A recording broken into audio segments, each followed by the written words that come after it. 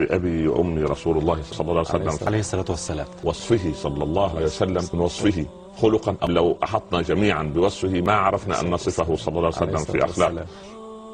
يكفي أن الله عز وجل هو الذي زكاه، فما لنا بعد تزكية الله عز وجل. إذا كانت الزلازل تقاس بمقياس ريختر، والأوزان تقاس بالجرام، والأطوال تقاس بمقياس السنتيمتر، فإن الخلق يقاس بخلق رسول الله.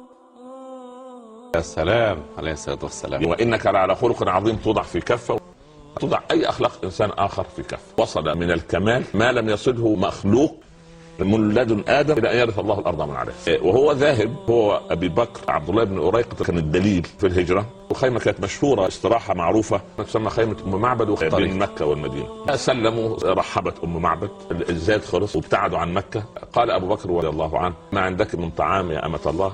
قالت: لا والله القطيع أخذه زوجي وخرج. قال النبي صلى الله عليه وسلم: أما عندك من شاة عشفاء؟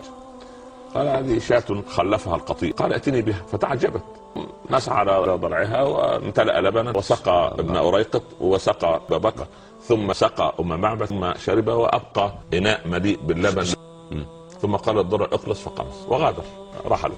جاء أبو معبد فرأى لبنا في الخيمة فتعجب: من أين هذه؟ فاسمع أم معبد. الوصف من امرأة مشركة لرجل لا تعرف من هو. رأيت رجلا ظاهر الوضاءة أبا معبد.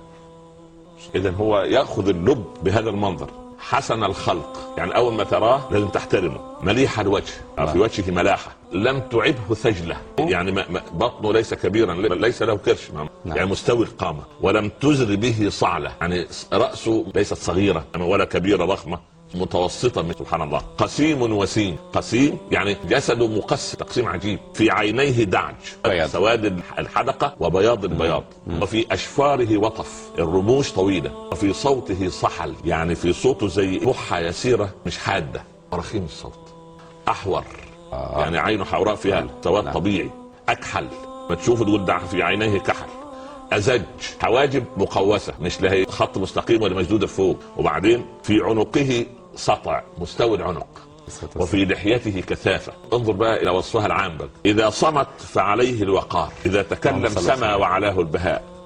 تكلم يسمو، يعني يتصاغر من أمامه. حلو المنطق، يتكلم كلام جميل.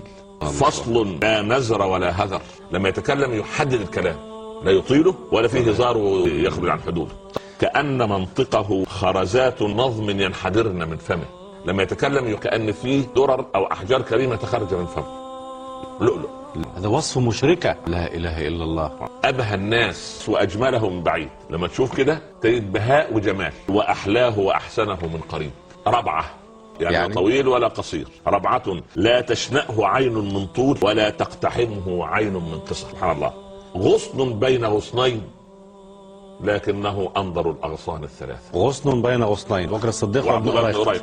انظر الثلاثه منظرا واحسنهم قدا، له رفقاء يحفون به. الاثنين دول مما يتحرك لا يتركوه لانه استأمن ابو بكر عبد الله بن أريقط كانه حارس لرسول الله. ان قال استمعوا لقوله، اول ما يتكلم اسكتوا، وان امر تبادروا الى امره. لا.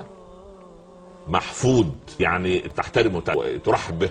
محفود محشود، كانوا مش وحده، محشود حواليه حاجة، لا عابس ولا مفند، لا مكشر مهاجر مطرود، ولكن لا يعبس ولا مفند، يعني عقله سليم، كلماته تخرج عن عقل. هذا وصف أم معبد.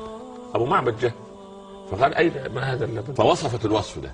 قال: يا أم معبد، هذا صاحب قريش، هذا محمد.